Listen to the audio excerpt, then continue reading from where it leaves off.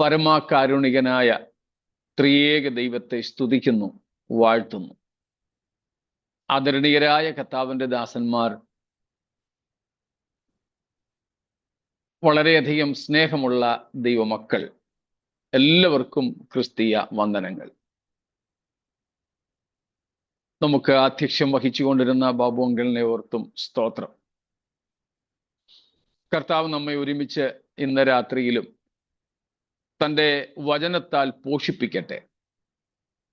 നമ്മൾ പഠിച്ചുകൊണ്ടിരിക്കുന്ന വെളിപ്പാട് പുസ്തകം 14-ാമത്തെ അധ്യായത്തിലേക്ക് വീണ്ടും നമ്മുടെ ശ്രദ്ധയെ തിരിക്കുകയും അതിൻ്റെ 1 മുതൽ 5 വരെയുള്ള വാക്യങ്ങൾ ഒരു പ്രാവശ്യവും കൂടെ നമുക്ക് വായിക്കുകയും ചെയ്യാം.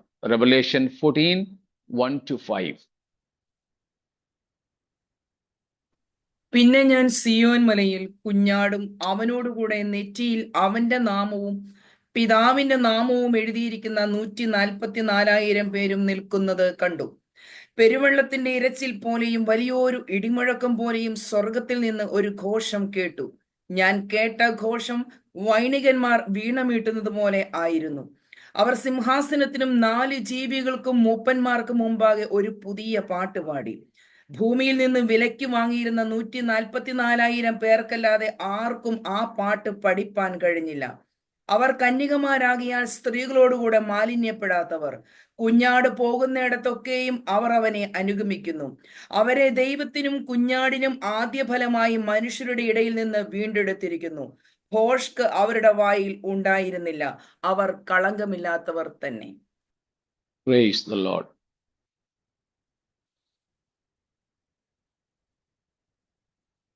മുദ്രയിടപ്പെട്ട 144,000 1,44,000 വിശുദ്ധന്മാർ കുഞ്ഞാടിനോട് കൂടെ സിയോൻ മലയിൽ നിൽക്കുന്ന ഒരു മഹനീയമായ കാഴ്ചയാണ് യോഹന്നാൻ നമുക്കിവിടെ പങ്കുവെക്കുന്നത്. ക്രിസ്തീയ ജീവിതത്തിൻ്റെ തന്നെ ഏറ്റവും പ്രധാനപ്പെട്ട കാര്യമാണ് ക്രിസ്തുവിനോടൊത്തുള്ള ജീവിതം. സ്തോത്രം. A life with Christ. That is the very essence of Christianity or Christian spirituality. ക്രിസ്തീയ ആത്മീയതയുടെ ഏറ്റവും അന്തസത്തയായ കാര്യമാണ് ക്രിസ്തുവിനോടൊത്തുള്ള ജീവിതം. അത് ഈ ലോകത്തിൽ വെച്ചായാലും വരുവാനുള്ളതിൽ വെച്ചായാലും. സ്തോത്രം. ക്രിസ്തുവിനോടൊത്തുള്ള ജീവിതം, എ ലൈഫ് വിത്ത് ക്രൈസ്റ്റ്. അതിനെ നമുക്ക് പല അർത്ഥങ്ങളിൽ മനസ്സിലാക്കാം. വളരെ ലളിതമായ അർത്ഥമാണ് ക്രിസ്തുവിനോടുള്ള കൂട്ടായ്മ, അഭേദ്യമായ ബന്ധം, ഇങ്ങനെ പലതുമുണ്ട്. അപ്പോ അതിൻ്റെ പാരമ്യം, അതിൻ്റെ ക്ലൈമാക്സ് ആണ് നാം ഇവിടെ കാണുന്നത്. ഈ ലോകത്തിൽ വെച്ച് രക്ഷിക്കപ്പെടുമ്പോൾ മുതൽ ആ ജീവിതം ആരംഭിക്കുന്നു. നമ്മൾ പറഞ്ഞിട്ടുണ്ട്, പഠിച്ചിട്ടുണ്ട്, Christian spirituality is not a religion but a relationship. വളരെ ലളിതമായ ഒരു കാര്യം. ക്രിസ്തീയ ആത്മീയത മതമല്ല, അത് ബന്ധമാണെന്ന്. സ്തോത്രം. നമ്മൾ പഠിച്ചിട്ടുള്ളതുപോലെ മതമായിരുന്നെങ്കിൽ എന്തൊക്കെയോ ചില കർമാദികൾ അനുഷ്ഠിച്ചാൽ മതിയായിരുന്നു, കേവലം ചില അനുഷ്ഠാനങ്ങൾ മാത്രം മതിയായിരുന്നു.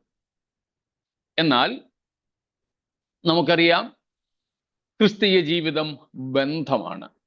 അത് യേശുക്രിസ്തുവിൽ ഒരുവൻ വിശ്വസിച്ച്, യേശുവിൻ്റെ ക്രൂശിൽ വിശ്വസിച്ച്, നാം ഇന്ന് പാട്ട് പാടിയതുപോലെ, സ്തോത്രം, നമുക്ക് വേണ്ടി പാപമായി തീർന്ന, നമുക്ക് വേണ്ടി ശാപമായി തീർന്ന, നമുക്ക് വേണ്ടി ദാഹിച്ച് കേണ, ക്രൂശിങ്കൽ പാടുകളേറ്റ നമ്മുടെ കർത്താവായ യേശുവിൽ വിശ്വസിച്ച് രക്ഷിക്കപ്പെടുന്ന സമയത്ത് ഉണ്ടാകുന്നത് ദൈവവുമായുള്ള നിരപ്പാണ്, റെക്കൺസിലിയേഷൻ വിത്ത് ഗാഡ്. ആ നിരപ്പിൽ തുടങ്ങുന്നതാണ് ഈ ബന്ധം. സ്തോത്രം. So Christian life begins with that particular moment of reconciliation with God through Jesus Christ. ആ ബന്ധം അവിടെ തുടങ്ങുകയാണ്. സ്തോത്രം. ദൈവവുമായിട്ടുള്ള ബന്ധം ആ നിരപ്പിലൂടെ ആരംഭിക്കുന്നു. അത് പിന്നീട് തുടരുന്നു. ആ നിരപ്പിന്റെ ബന്ധത്തിൽ ലോക ജീവിതത്തിൽ വെച്ച് നാം തുടർന്ന് ജീവിക്കുന്നതിനെയാണ് ക്രിസ്തീയ ജീവിതമെന്ന് വിളിക്കുന്നത്. അതുകൊണ്ട് തന്നെയാണ് അങ്ങനെ ക്രിസ്തുവുമായി ബന്ധമില്ലാത്തവർ സഭയ്ക്കകത്തുണ്ടെങ്കിലും അവർ വചനമനുസരിച്ച് ക്രിസ്ത്യാനികളല്ലെന്ന് നമ്മൾ പറയുന്നത്.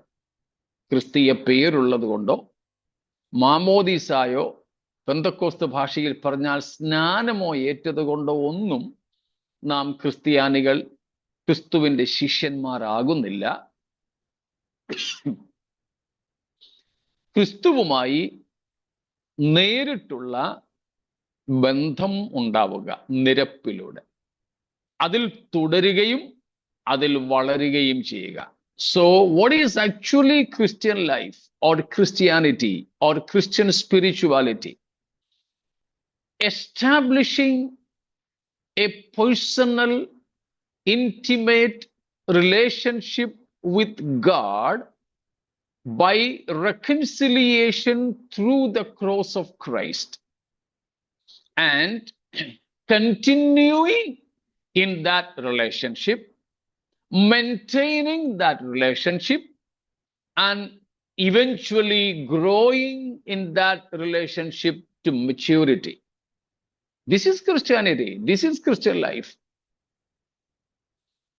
കർത്താവായ യേശുക്രിസ്തുവിന്റെ ക്രൂശിലൂടെ ദൈവത്തോട് നിരപ്പ് പ്രാപിച്ച് ദൈവത്തോട് വ്യക്തിപരമായ ബന്ധം സ്ഥാപിക്കുകയും എല്ലാ കാലത്തും ആ ബന്ധം കാത്തു സൂക്ഷിക്കുകയും ആ ബന്ധം സൂക്ഷിക്കുവാൻ വേണ്ടതെല്ലാം ചെയ്യുകയും ആ ബന്ധത്തിൽ നിലനിന്ന് അതിൽ വളരുകയും ആ വളർച്ചയുടെ പൂർത്തീകരണം ക്രിസ്തു എന്ന തലയോളം എത്തി പ്രാപിക്കുകയും ചെയ്യുക എന്നതാണ് ഒറ്റ വാചകത്തിൽ ക്രിസ്തീയ ജീവിതം. മനസ്സിലായല്ലോ? നമ്മുടെ സൂം മീറ്റിങ്ങിന്റെ ആദ്യത്തെ സമയങ്ങളിൽ നമ്മുടെ ആദ്യത്തെ ക്ലാസ് ഇതിനെ സംബന്ധിച്ചായിരുന്നു.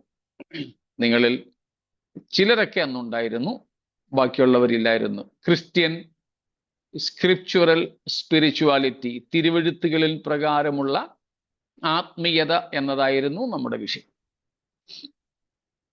അന്ന് നമ്മൾ പഠിച്ച കാര്യമായത്. ഇതാണ് ക്രിസ്തീയ ജീവിതം. അതെപ്പോൾ നമ്മൾ ഈ ലോകത്തിൽ ശരീരത്തിൽ അഥവാ ജഡത്തിൽ ജീവിക്കുന്ന സമയത്തെ കാര്യമാണ്. എന്താണ് അതിൻ്റെ ക്ലൈമാക്സ്, അതിൻ്റെ ഉത്തുംഗത, അതിൻ്റെ പരമകാഷ്ഠ, അതിൻ്റെ ആത്യന്തികത? നാം ശരീരം വിട്ട ശേഷവും നാം ക്രിസ്താനുരൂപികളായി തീർന്നിട്ട് യേശുക്രിസ്തുവിനോട് കൂടെ നിത്യത ചെലവഴിക്കുക.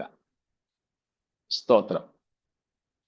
ക്രിസ്തീയ ആത്മീയത എന്നത് നാം ജഡത്തിൽ ജീവിക്കുമ്പോൾ ദൈവിക കൂട്ടായ്മയിൽ വസിക്കുക.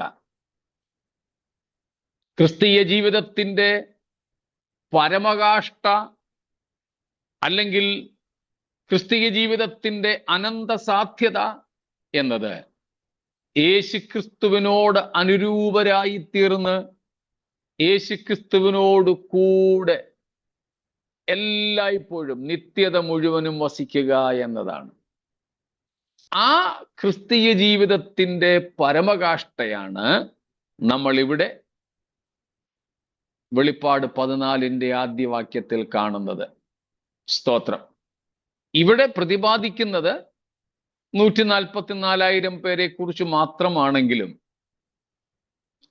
യേശുക്രിസ്തുവിൽ വിശ്വസിക്കുന്ന സകല ഭക്തന്മാരുടെയും ജീവിതത്തിന്റെ ആത്യന്തികതയാണ് ഇവിടെ വെളിപ്പെടുത്തിയിരിക്കുന്നത്. സ്തോത്രം. Here it is mentioned exclusively with those sealed 144,000. But it is the same with all the saints. സകല വിശുദ്ധന്മാരുമായുള്ള ബന്ധത്തിലും ഇതാണ് അവരുടെ ആത്മീയതയുടെ ആത്യന്തികത. സ്തോത്രം. ക്രിസ്തു വസിക്കുന്ന ഇടത്ത് വസിക്കുക. സ്തോത്രം. നമുക്കുള്ള വാഗ്ദത്തവും അതല്ലേ? യോഹന്നാൻ 14:3 നമുക്ക് മനഃപ്പാഠമാണല്ലോ.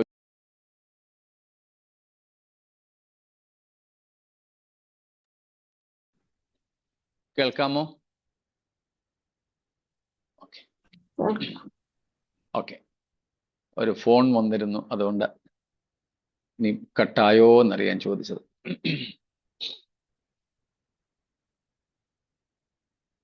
അപ്പോൾ യോഹന്നാൻ 14:3 യേശുക്രിസ്തു നമുക്ക് തന്ന വാഗ്ദത്തവും മറ്റൊന്നല്ല. ഞാൻ ഇരിക്കുന്ന ഇടത്ത് നിങ്ങളും ഇരിക്കേണ്ടതിന്, അല്ലെങ്കിൽ നിങ്ങളെയും ഇരുത്തേണ്ടതിന്. സ്തോത്രം. അപ്പൊ ഞാൻ ഇരിക്കുന്ന ഇടത്ത്, കർത്താവ് ഇരിക്കുന്ന ഇടത്ത്.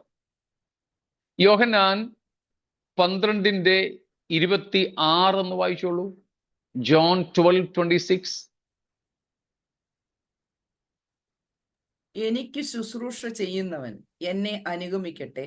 ഞാൻ ഇരിക്കുന്നിടത്ത് എന്റെ ശുശ്രൂഷക്കാരനും ഇരിക്കും. എനിക്ക് ശുശ്രൂഷ ചെയ്യുന്നവനെ മതി. ഞാൻ ഇരിക്കുന്ന ഇടത്ത് എന്റെ ശുശ്രൂഷക്കാരനും ഇരിക്കും. സ്തോത്രം. ഇപ്പൊ 14:3 കർത്താവ് അത് കുറെ കൂടെ വ്യക്തതയോടെ നമുക്ക് വാഗ്ദത്തമായിട്ട് തന്നു. ഞാൻ ഇരിക്കുന്ന ഇടത്ത് നിങ്ങളെയും ഇരുത്തും എന്നുള്ളത്. കർത്താവിനോട് കൂടെ ശുശ്രൂഷ ചെയ്യുന്നവൻ ഇരിക്കും എന്ന പ്രസ്താവനയും 12:26 കർത്താവിനുള്ളവരെ തൻ്റെ അടുക്കൽ തന്നോട് കൂടെ ഇരുത്തും എന്നുള്ള വാഗ്ദത്തവും 14:3 യോഹന്നാനിൽ നമുക്കുണ്ട്. സ്തോത്രം.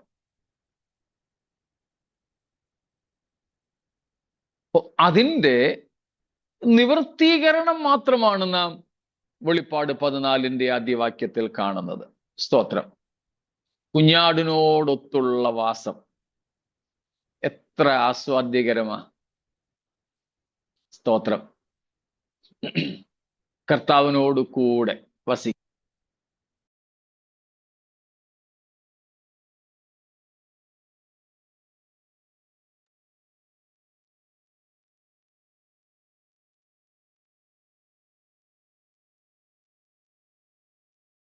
ഇപ്പം കേൾക്കാൻ വയ്യ. കേൾക്കുന്നില്ല പാസ്റ്റർ.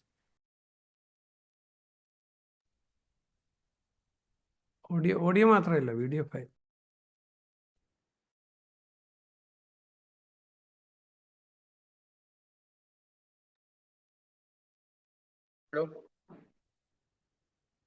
കേൾക്കാം. ഇപ്പൊ കുറച്ച് ശബ്ദം കുറവാണോ? ഇല്ല പാസ്റ്റർ, കേൾക്കാം. അത് ജസ്റ്റ് അന്ന് ഇത് പോയത്. ഞാന് ലാപ്ടോപ്പ് കൊണ്ടുവന്നിട്ടില്ല, മൊബൈലിൽ നിന്ന് തന്നെയാണ് കയറിയിരിക്കുന്നത്. അപ്പം കോളുകൾ ചിലത് ഇങ്ങനെ വരുന്നു.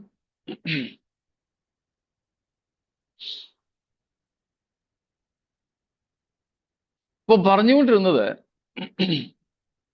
യോഹന്നാൻ 12:26 14:3 നമ്മുടെ കർത്താവ് നേരിട്ട് നമുക്ക് തന്ന വാഗ്ദത്തത്തിന്റെ അക്ഷരീക നിവൃത്തിയെക്കുറിച്ചാണ് വെളിപ്പാട് 14 ആദ്യവാക്യത്തിൽ നമ്മൾ കാണുന്നത്.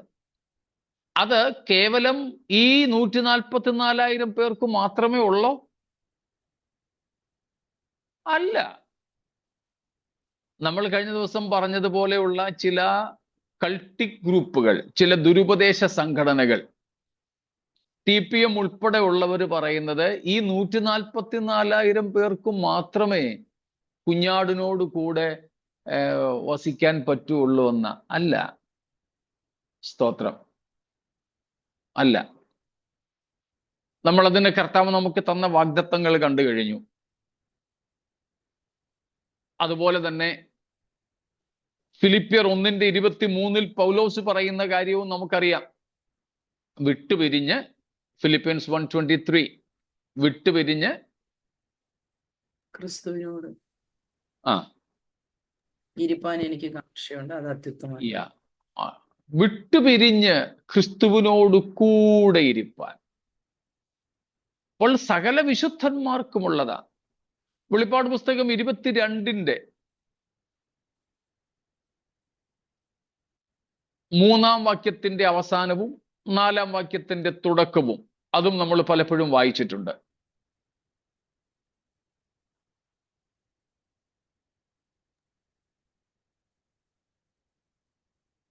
മൂന്നിന്റെ അവസാനവും Revelation 22, 3 last and 4th verse initial part.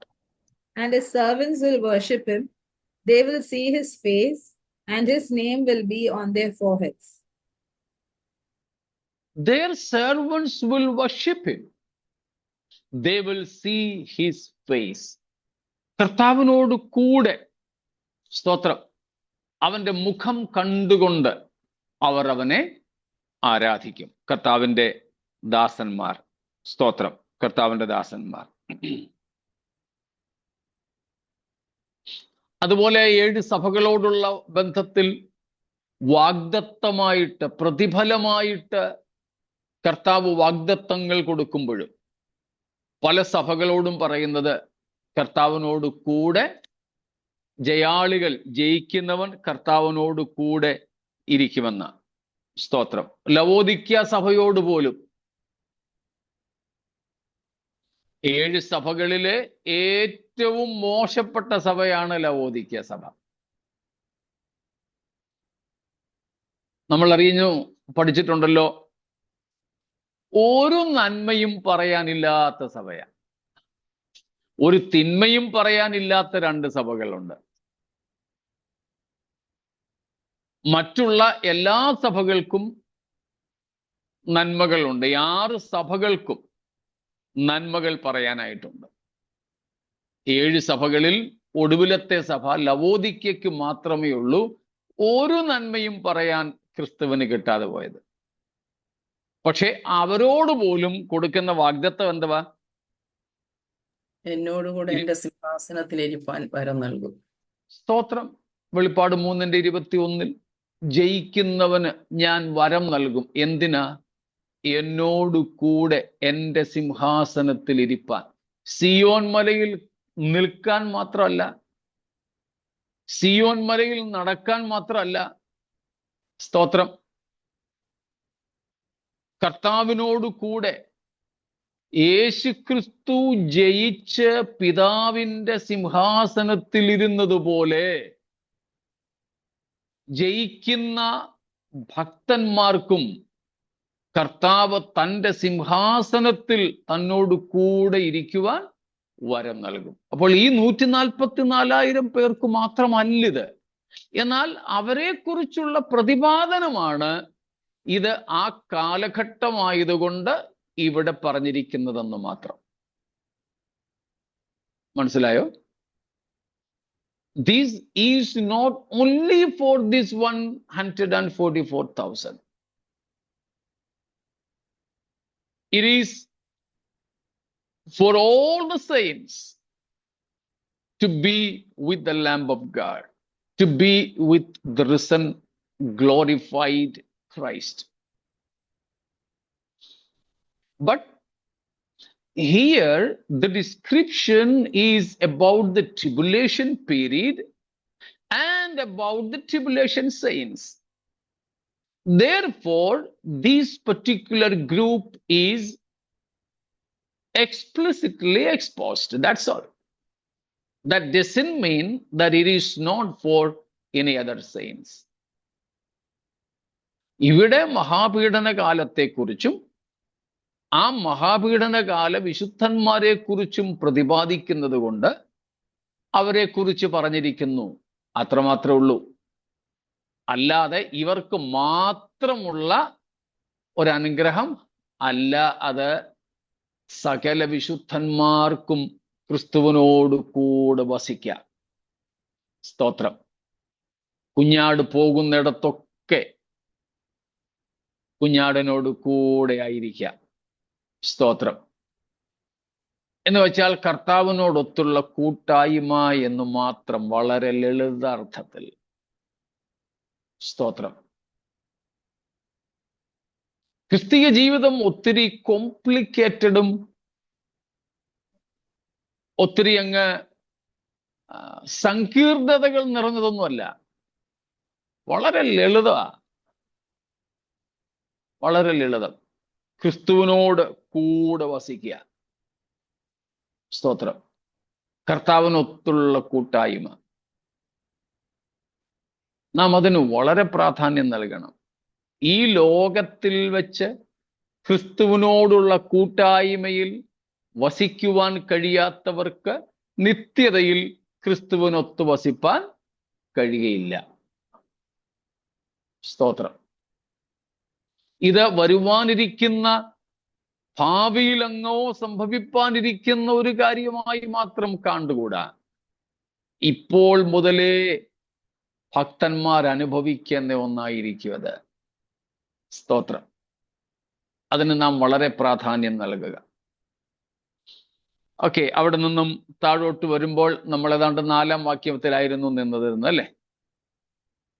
സ്തോത്രം. 4-ാം വാക്യം ഒന്നും കൂടെ വായിച്ചാട്ടെ. വെളിപ്പാട് 14:4. അവർ കന്യകമാരാകയാൽ സ്ത്രീകളോടുകൂടെ മാലിന്യപ്പെടാത്തവർ.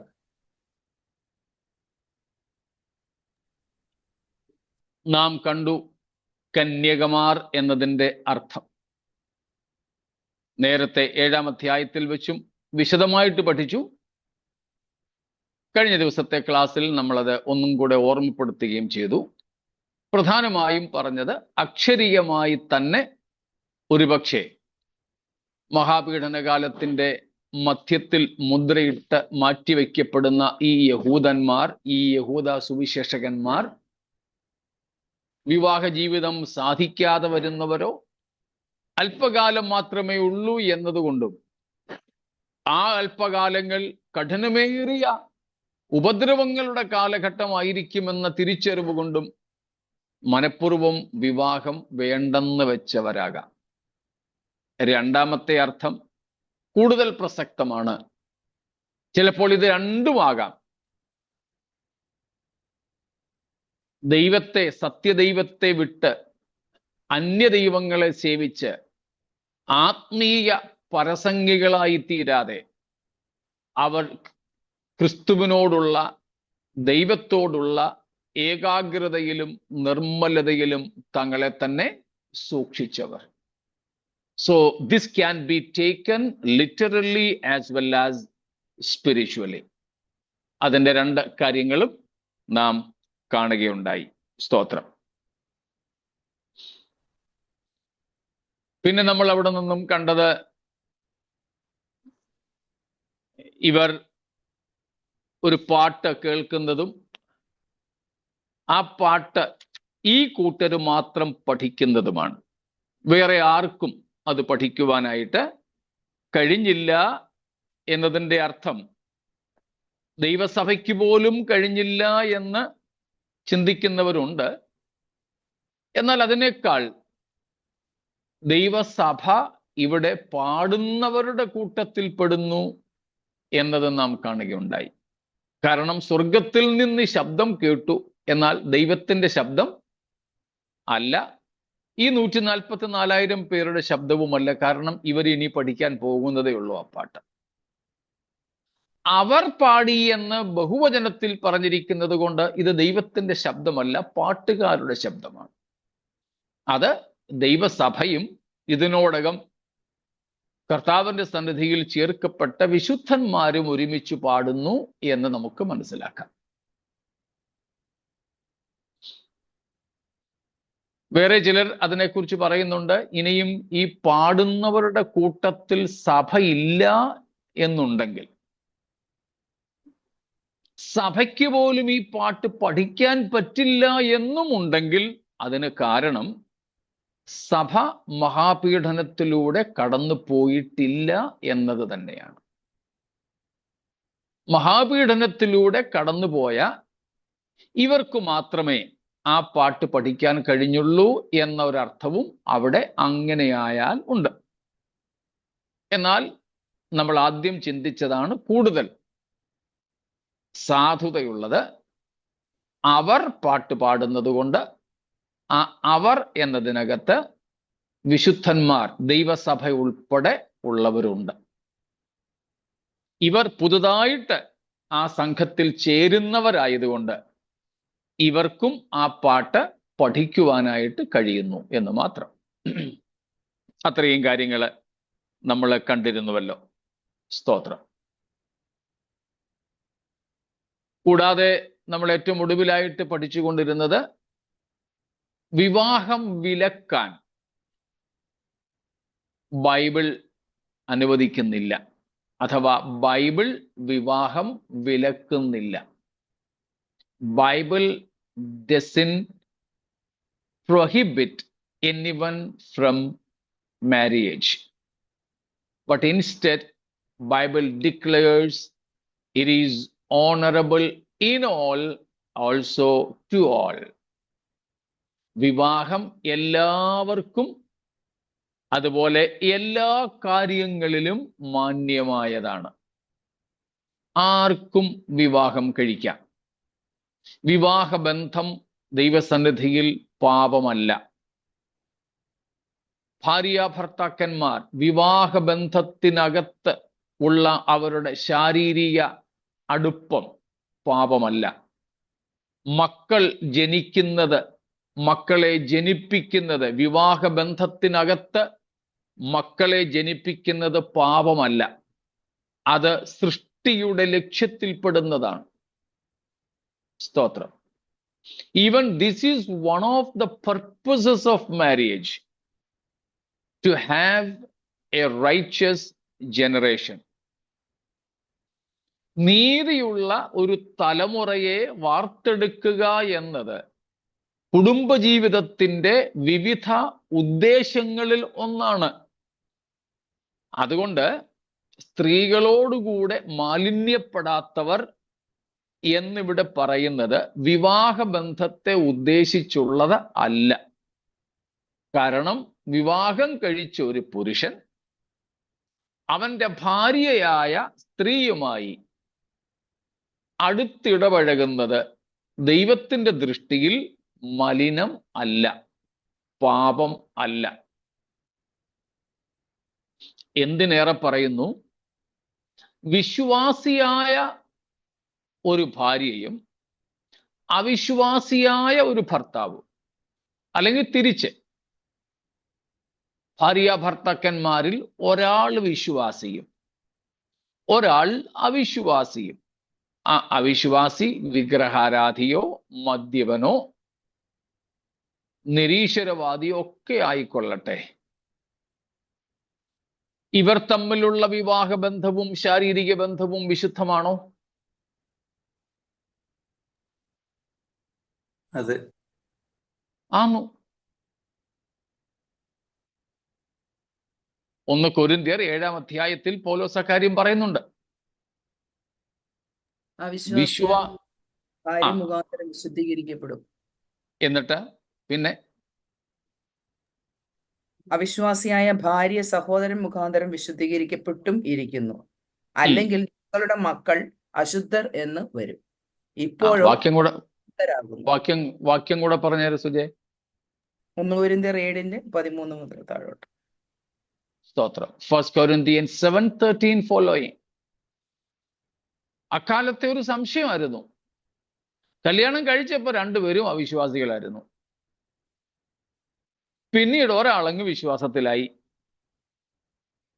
അപ്പോൾ എന്നാ പിന്നെ എൻ്റെ ഭാര്യ വിശ്വാസിയല്ല, ഞാൻ വിശ്വാസിയായി, എന്നാ ഞാനങ്ങ് വിവാഹം ഉപേക്ഷിക്കട്ടെ? പൗലോസ് പറഞ്ഞില്ല, പാടില്ല. വിശ്വാസി അവിശ്വാസിയായ ജീവിത പങ്കാളിയെ ഉപേക്ഷിക്കുവാൻ പാടില്ല. എന്നാൽ അവിശ്വാസി വിശ്വാസിയായ ജീവിത പങ്കാളിയെ വിശ്വാസ നിമിത്തം ഉപേക്ഷിക്കുന്നെങ്കിൽ ആകാം. എന്നിട്ട് പറഞ്ഞു, അവിശ്വാസിയും വിശ്വാസിയും ആയ രണ്ട് ജീവിത പങ്കാളികൾ തമ്മിലുള്ള കുടുംബജീവിതം അശുദ്ധമല്ല. അങ്ങനെയാണെങ്കിൽ അവരുടെ മക്കളും അശുദ്ധരെന്നു വരും.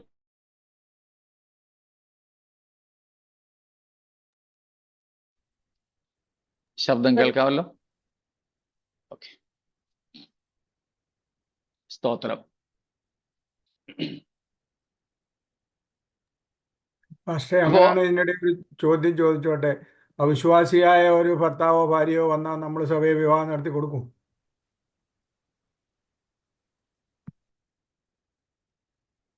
ഇത് കല്യാണത്തെക്കുറിച്ചല്ല.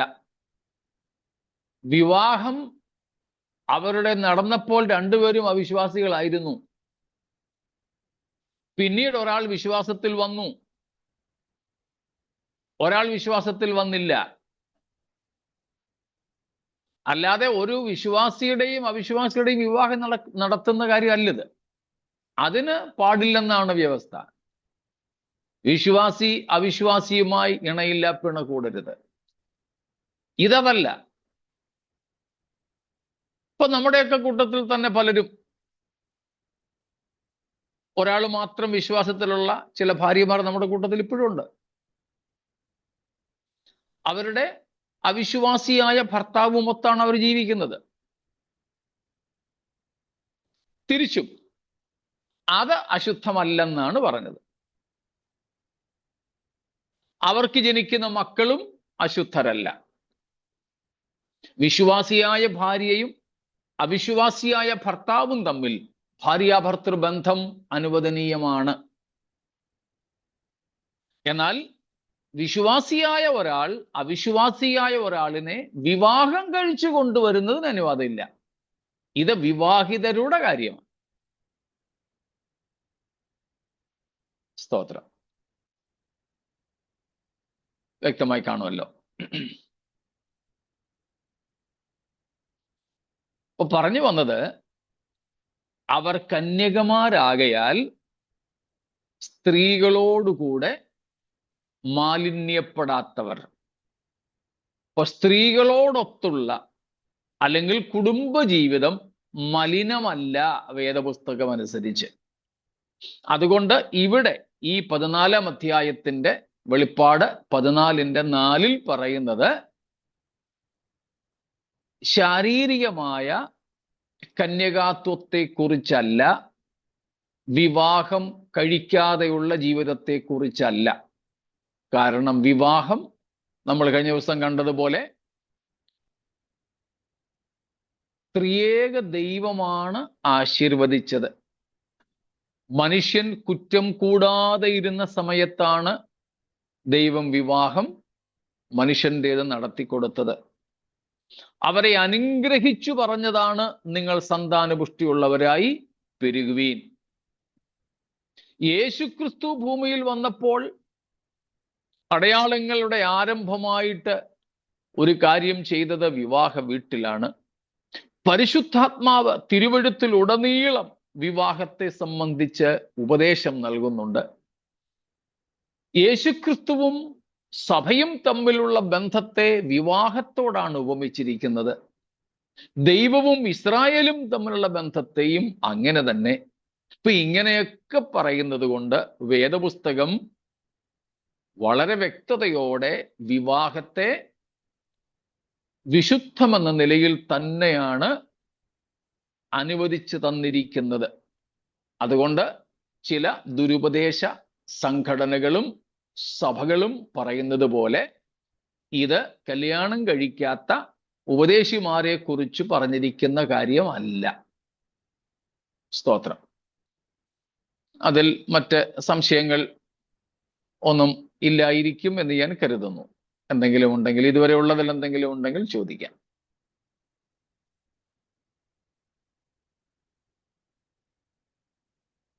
പക്ഷെ നേരത്തെ പറഞ്ഞതില് ആ വിശ്വാസിയായ ഭാര്യ മൂലം ആ അവിശ്വാസിയായ ഭർത്താവ് വിശുദ്ധീകരിക്കപ്പെടുമെന്ന് പറയുമ്പോഴും പുള്ളി രക്ഷിക്കപ്പെട്ടെങ്കിലേ പറ്റുമല്ലോ. രക്ഷിക്കപ്പെട്ടിട്ട് ഇതിപ്പോൾ ഇവിടെ ഇത് വിശുദ്ധീകരിക്കപ്പെടുമെന്ന് പറയുന്നത് സ്വർഗത്തിൽ പോകുമെന്ന് അർത്ഥമല്ല. അതെ, ഓക്കെ. അവർക്ക് കുടുംബജീവിതം നയിക്കുന്നതിനുള്ള അനുവാദം എന്ന നിലയിലാണ് പറഞ്ഞിരിക്കുന്നത്. അവിടെ വിശുദ്ധീകരിക്കപ്പെടും എന്ന് പറഞ്ഞിരിക്കുന്നതിൻ്റെ അർത്ഥം അവർക്ക് ഭാര്യാഭർത്തൃ ബന്ധം എല്ലാ നിലയിലും പുലർത്തുന്നതിന് തടസ്സമില്ല. ഒരു വിശ്വാസിക്ക് ശാരീരികമായ ബന്ധവും മാനസികമായ അടുപ്പവും വൈകാരികമായ ബന്ധവും എല്ലാം പുലർത്തത്തക്കതുപോലെ അവിശ്വാസിയായ ജീവിത പങ്കാളി വിശ്വാസിയായ പങ്കാളി നിമിത്തം പെട്ടവൾ എന്നർത്ഥമേ ഉള്ളൂ. രക്ഷയുമായി ബന്ധപ്പെട്ടല്ല അത് പറഞ്ഞിരിക്കുന്നത്. രക്ഷയുമായി ബന്ധപ്പെട്ട് പറയുന്ന കാര്യമാണ് പത്രോസ് പറഞ്ഞത്. 1 പത്രോസ് 3-ാം അധ്യായത്തിൽ കല്യാണത്തിന് വായിക്കാറുള്ള ഭാഗമുണ്ടല്ലോ, അതും കൂടെ ആദ്യത്തെ വാക്യങ്ങളൊന്ന് വായിച്ചേർ. 1 Peter 3 ഇനീഷ്യൽ വേഴ്സസ്. ഭാര്യമാരെ, നിങ്ങളുടെ ഭർത്താക്കന്മാർക്ക് കീഴടങ്ങിയിരിപ്പീൻ. അവരിൽ വല്ലവരും വചനം അനുസരിക്കാത്ത പക്ഷം ഭയത്തോടു കൂടിയ നിങ്ങളുടെ നിർമ്മലമായ നടപ്പ് കണ്ടറിഞ്ഞ് വചനം കൂടാതെ ഭാര്യമാരുടെ നടപ്പിനാൽ ചേർന്ന് വരുവാൻ ഇടയാകും. സ്തോത്രം. ജീവിത പങ്കാളി ഒരാൾ വിശ്വാസിയും ഒരാൾ അവിശ്വാസിയുമാണെങ്കിൽ, വിശ്വാസി അവിശ്വാസിയായ ജീവിത പങ്കാളിക്ക് കണ്ട് ക്രിസ്തുവിൽ വിശ്വസിക്കത്തക്ക മാതൃകാ ജീവിതം നയിക്കണം. ഉപദേശിക്കാനായിട്ട് കഴിഞ്ഞില്ലെങ്കിലും ജീവിതം കണ്ട് പങ്കാളിയും വിശ്വാസത്തിലേക്ക് വരുവാൻ ഇടയാകണം. ഇത് രക്ഷയെ സംബന്ധിച്ചാണ് പറഞ്ഞിരിക്കുന്നത്. എന്നാൽ പൗലോസ് 1 കൊരിന്ത്യർ 7 പറഞ്ഞത് രക്ഷയെ സംബന്ധിക്കുന്ന കാര്യമല്ല. മനസാക്ഷി കുത്തൊന്നും ഇല്ലാതെ, പാപം ചെയ്തു എന്ന ബോധമൊന്നും ഇല്ലാതെ തന്നെ ഭാര്യാഭർത്തൃ ബന്ധം കഴിക്കുന്നതിനുള്ള അനുവാദമായിട്ടാണ് 1 കൊരിന്ത്യർ 7 പൗലോസ് പറഞ്ഞത്. എന്നാൽ പത്രോസ് ഇവിടെ പറഞ്ഞിരിക്കുന്നത് മാതൃകാ ജീവിതം നയിച്ച് വിശ്വാസി അവിശ്വാസി ആ ജീവിത പങ്കാളിയുടെ രക്ഷയ്ക്ക് തിരിച്ചും കാരണക്കാരൻ ആകണം എന്നാണ്.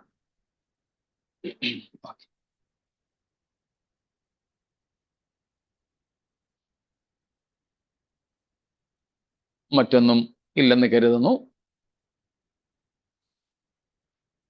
സമയവും കൂടെ എന്നെ ഒന്ന് അറിയിച്ചേക്കണേ.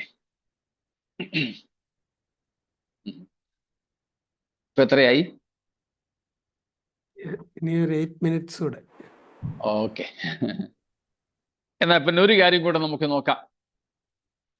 നമ്മൾ 14-ാം അധ്യായത്തിൽ കാണുന്നത് അതിൻ്റെ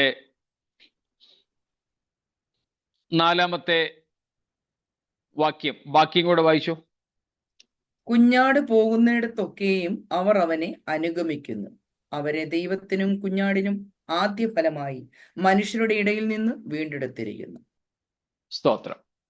കുഞ്ഞാട് പോകുന്നിടത്തൊക്കെയും അവനെ അനുഗമിക്കുന്നു. നമ്മൾ കണ്ടു കർത്താവിനോടുള്ള കൂട്ടായ്മയെക്കുറിച്ചാണ് എന്നത്. അത് എല്ലാ വിശുദ്ധന്മാർക്കും നിത്യതയിൽ അനുവദിക്കപ്പെട്ടിരിക്കുന്നു കർത്താവിനോട് കൂടെ. തീർച്ചയായിട്ടും യേശുക്രിസ്തുവിൻ്റെ ശിഷ്യന്മാർ 12 അപ്പോസ്തലന്മാർ അവരെ 1, 3, 12, 70 പിന്നെ എണ്ണമില്ലാത്ത പുരുഷാരം എന്ന് തിരിച്ചിരുന്നത് പോലെ തീർച്ചയായിട്ടും നിത്യതയിലും ഒരു വേർതിരിവുണ്ടാകാനിടയുണ്ട്. വേർതിരിവെന്ന് പറഞ്ഞാൽ അങ്ങനത്തെ വേർതിരിവല്ല, കർത്താവിനോടുള്ള സാമീപ്യത്തിൽ. യേശുക്രിസ്തു കർത്താവ് ഏറ്റവും അധികം സ്നേഹിച്ച ഒരു ശിഷ്യൻ യോഹന്നാൻ. കർത്താവിനോട് കൂടെ എല്ലാ ഇടങ്ങളിലും കൊണ്ടുപോയ ശിഷ്യത്രയങ്ങൾ 3 പേര്, പത്രോസും യാക്കോബും യോഹന്നാനും. അതിൻ്റെ പുറത്തെ ലെയറിലായിരുന്നു, കണ്ണിയിലായിരുന്നു 12 പേർ. അതിനും പുറത്തായിരുന്നു 70 പേർ. പിന്നെ പുരുഷാരം. ഈ നിലയിൽ നിത്യതയിലും ഒരു പക്ഷേ ഒരു ക്രമീകരണം ഉണ്ടാകാം. കർത്താവിനോട് ഏറ്റവും അടുത്തിരിക്കുന്നവരും. അപ്പോൾ തന്നെ കർത്താവിൻ്റെ സാന്നിധ്യത്തെ നമുക്ക് നിത്യതയിൽ ഇന്നത്തേതുപോലെ ചിന്തിക്കേണ്ടതുമില്ല. ഭൂമിയിൽ യേശു ആയിരുന്നപ്പോൾ യേശു ഒരു സ്ഥലത്ത് മാത്രം പരിമിതനായിരുന്നു. യേശു ഭൂമിയിൽ ജഡത്തിൽ ജീവിച്ചപ്പോൾ യേശുവിൻ്റെ ശാരീരിക സാന്നിധ്യം ഒരു സ്ഥലത്ത് മാത്രം പരിമിതപ്പെട്ടിരുന്നു. ക്രിസ്തുവിൻ്റെ ദൈവത്വത്തിൻ്റെ സർവ്വവ്യാപിത്വമല്ല ഞാൻ പറഞ്ഞത്. ആ സർവ്വവ്യാപിത്വം അപ്പോഴും ഉണ്ടായിരുന്നു. അതുകൊണ്ടാ നഥനയേലിനോട് പറഞ്ഞത്, നീ അത്തിയുടെ കീഴിൽ ഇരുന്നപ്പോൾ ഞാൻ തന്നെ കണ്ടിരുന്നു. അതെ. അപ്പോൾ ആ ദൈവത്വത്തിന്റെ സർവ്വവ്യാപിത്വം അപ്പോഴും യേശുവിൽ ഉണ്ടായിരുന്നു. എന്നാൽ കർത്താവ് അത് പലപ്പോഴും ഉപയോഗിച്ചില്ല എന്ന് മാത്രമേ ഉള്ളൂ. എന്നാൽ യേശുവിൻ്റെ ശരീര സാന്നിധ്യത്തിന്റെ പരിമിതി, ജഡത്തിൽ വസിക്കുന്ന സമയത്ത് കർത്താവ് ജഡത്തിൽ, ശരീരത്തിൽ തന്നെ ഒതുക്കി. അതുകൊണ്ടാണ് ശിഷ്യന്മാരെ പടകിൽ പറഞ്ഞയച്ചിട്ട് യേശു പ്രാർത്ഥിക്കാനായിട്ടിരുന്നത്. യേശു ഇല്ലാതിരുന്ന പടകിൽ ശിഷ്യന്മാർ ആടി ഉലഞ്ഞ 3 യാമങ്ങൾ, 4-ാം യാമത്തിൽ യേശു വന്നതുമൊക്കെ അത് ശാരീരിക സാന്നിധ്യത്തിന്റെ പരിമിതിയാണ്. ആ പരിമിതിയിലാണ് നമ്മളിപ്പോൾ ഈ 1, 3, 12, 70 എന്ന് കണ്ടത്. ആ പരിമിതി എവിടെ ഉണ്ടാവില്ല? നിത്യതയിൽ. ഭൂമിയിൽ വെച്ച് യേശുക്രിസ്തുവിൻ്റെ ജഡസാന്നിധ്യത്തിന്റെ പരിമിതി ഉണ്ടായിരുന്നത് പോലെ ഒരു പരിമിതി നിത്യതയിൽ കർത്താവിൻ്റെ സാന്നിധ്യത്തിന് ഉണ്ടാവില്ല. അതുകൊണ്ട് തന്നെ കർത്താവിനോട് അടുത്തിരിക്കുന്ന ഒരു കൂട്ടർ എന്നൊക്കെ പറയുമ്പോൾ നാം അതും കൂടെ മനസ്സിലാക്കണം.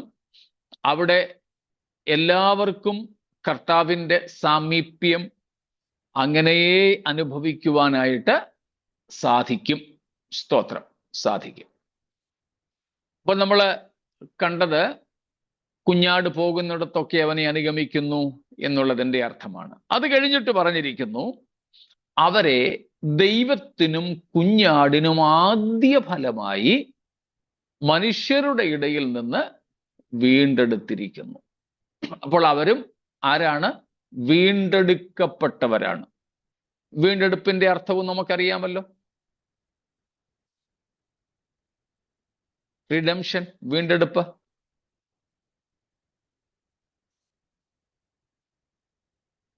പെട്ടെന്നൊന്ന് പറഞ്ഞേരെ. നമ്മൾ തന്നെ നമ്മുടെ ക്ലാസ്സിൽ നമ്മൾ പഠിച്ചതാണ്.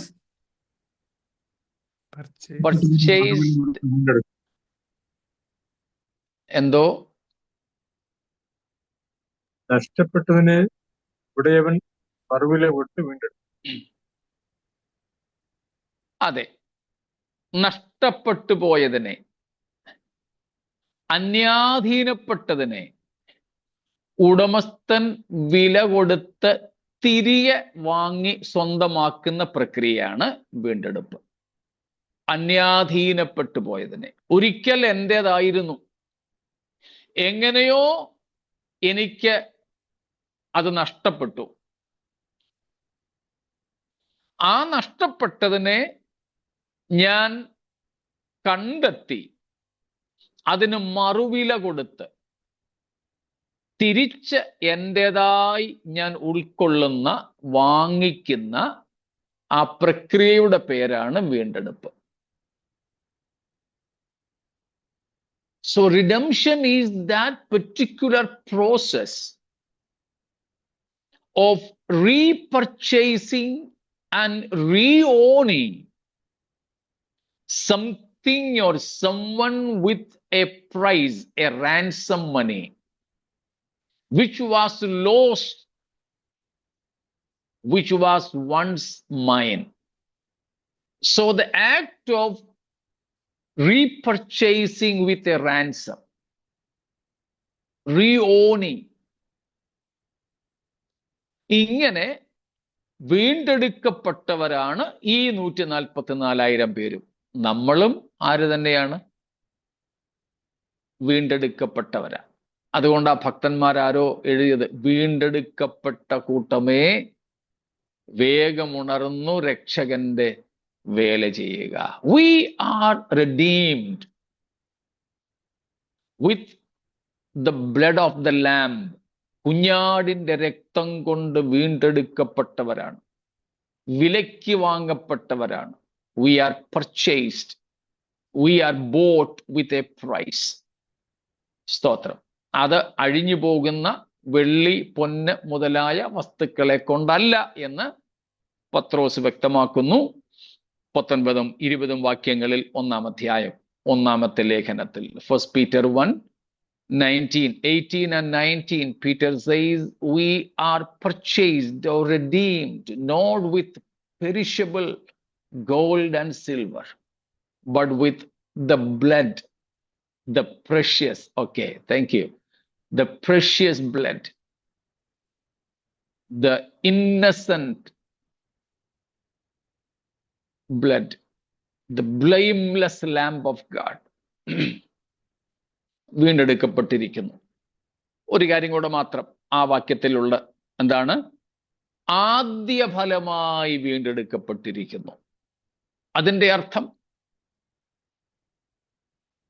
ഒരുപക്ഷെ അതിൻ്റെ അർത്ഥം മഹാപീഡനകാലത്തെ വീണ്ടെടുക്കപ്പെട്ടവരിൽ അവർ ആദ്യ ഫലമാകാം. They may be the first fruits of the redeemed during the tribulation period. മഹാപീഡനകാലത്തെ ആദ്യഫലങ്ങളായിട്ടാകാം അവർ വീണ്ടെടുക്കപ്പെട്ടിരിക്കുന്നത്. കാരണം തിരുവഴുത്തിൽ നമുക്ക് ആദ്യഫലം എന്ന നിലയിൽ പലരെക്കുറിച്ച് പറഞ്ഞ് കാണുവാനായിട്ട് സാധിക്കും. ജെറമായ 2:3, ജെറമായ 2:3, യെരമ്യാവ് 2:3.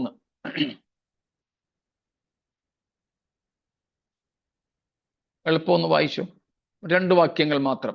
ഇസ്രായേൽ യഹോവയ്ക്ക് വിശുദ്ധവും അവന്റെ വിളവിന്റെ ആദ്യ ഫലവുമാകുന്നു. ഇസ്രായേലിനെ ഇവിടെ ആദ്യ ഫലമെന്ന് വിളിച്ചിരിക്കുന്നു. സ്തോത്രം. അതുപോലെ നമ്മൾ നേരത്തെ ഇസ്രായേൽ മക്കളെ കുറിച്ച് തന്നെ കണ്ടിട്ടുണ്ട്.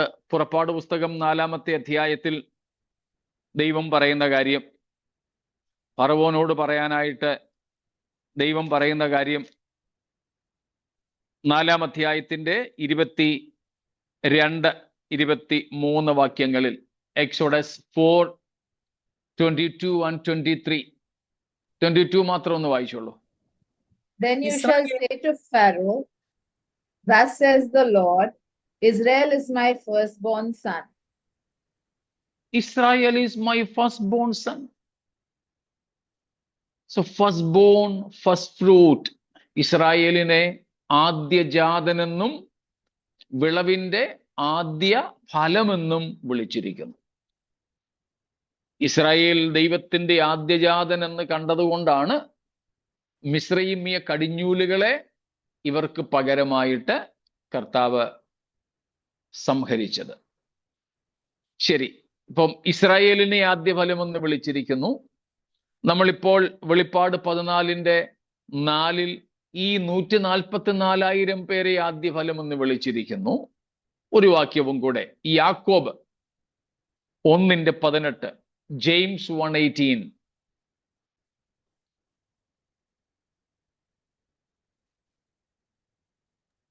അവന്റെ സൃഷ്ടികളിൽ ഒരുവിധം ആദ്യഫലമാകേണ്ടതിന് അവൻ തന്റെ ഇഷ്ടം ഹേതുവായി സത്യത്തിന്റെ വചനത്താൽ നമ്മെ ജനിപ്പിച്ചിരിക്കുന്നു. നമ്മെ, ദൈവസഭയെ. നാം ഇവിടെ ആരാണ്? ദൈവസഭ ദൈവത്തിന്റെ ആദ്യ ഫലമാണ്. ആദ്യഫലമാണ്. കൂടാതെ നമ്മൾ എബ്രായർ 12-ാം അധ്യായം 23-24 വാക്യങ്ങളിൽ കഴിഞ്ഞ ദിവസങ്ങൾ കണ്ടതായിരുന്നല്ലോ.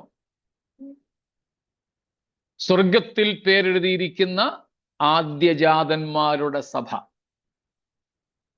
അപ്പൊ ഇങ്ങനെ ആദ്യജാതന്മാരെന്നോ ആദ്യ ഫലമെന്നോ ഇസ്രായേലിനെ കുറിച്ച്, ദൈവസഭയെക്കുറിച്ച്, ഈ 144,000 പേരെ കുറിച്ച്, ജീവപുസ്തകത്തിൽ പേരെഴുതിയിട്ടുള്ളവരെ കുറിച്ചൊക്കെ ബൈബിൾ പറയുന്നു.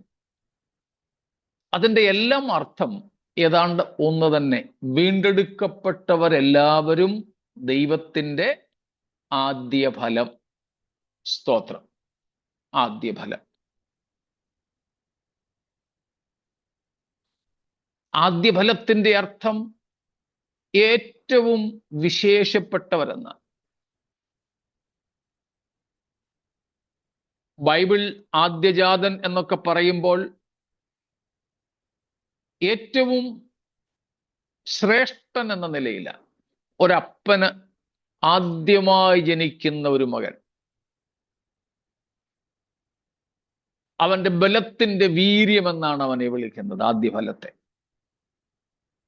അപ്പോൾ ആ ശ്രേഷ്ഠത, ഉത്കൃഷ്ടത, അതിനെ കാണിക്കാനാണ് ആദ്യഫലം എന്ന് വിളിച്ചിരിക്കുന്നത്. അപ്പൊ ഇവരെ എല്ലാവരെയും ദൈവസഭ, ഈ 144,000 പേര്, ഇസ്രായേൽ, ഇവരെയൊക്കെ ദൈവം ആദ്യജാതനെന്നും ആദ്യഫലമെന്നും വിളിക്കുമ്പോൾ നാം എല്ലാവരും, അല്ലെങ്കിൽ വീണ്ടെടുക്കപ്പെട്ടവരെല്ലാവരും തന്നെ ദൈവത്തിന് വിലയേറിയവരാണ് എന്നർത്ഥം. ശ്രേഷ്ഠന്മാരാണെന്നർത്ഥം. സ്തോത്രം.